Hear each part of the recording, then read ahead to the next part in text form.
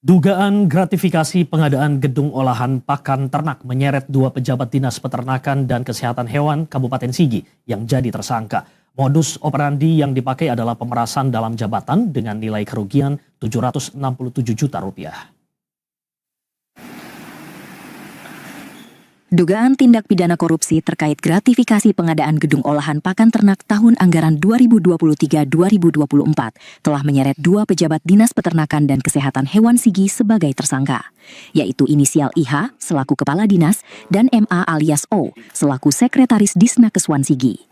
Satu tersangka atas nama saudara MA telah beritikat baik dengan mengembalikan uang kerugian sebesar 150 juta rupiah kepada Kejari Sigi sebagai pertanggungjawaban saat persidangan nanti.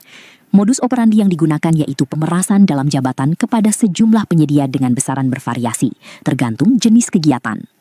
Atas dugaan gratifikasi tersebut, kerugian mencapai 767 juta rupiah.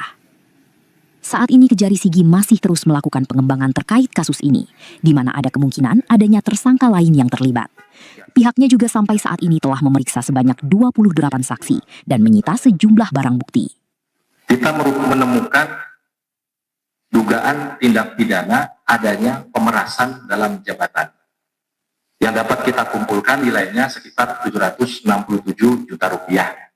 Oleh karenanya, tim penyelidik maupun tim penyidik berfokus ke arah delik itu dulu, delik pemerasannya atau delik gratifikasinya. Tim penyidik belum masuk ke ranah pembangunan maupun pengadaan olahan pakannya.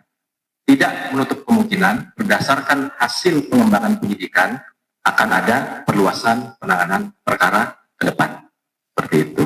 Nah, jadi 767 itu merupakan hasil dari pemerasan dalam jabatan atau gratifikasi yang dinikmati oleh para tersangka.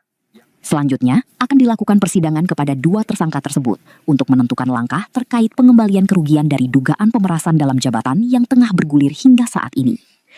Hoiri Wijayanto, kontributor TVRI Sulawesi Tengah, melaporkan.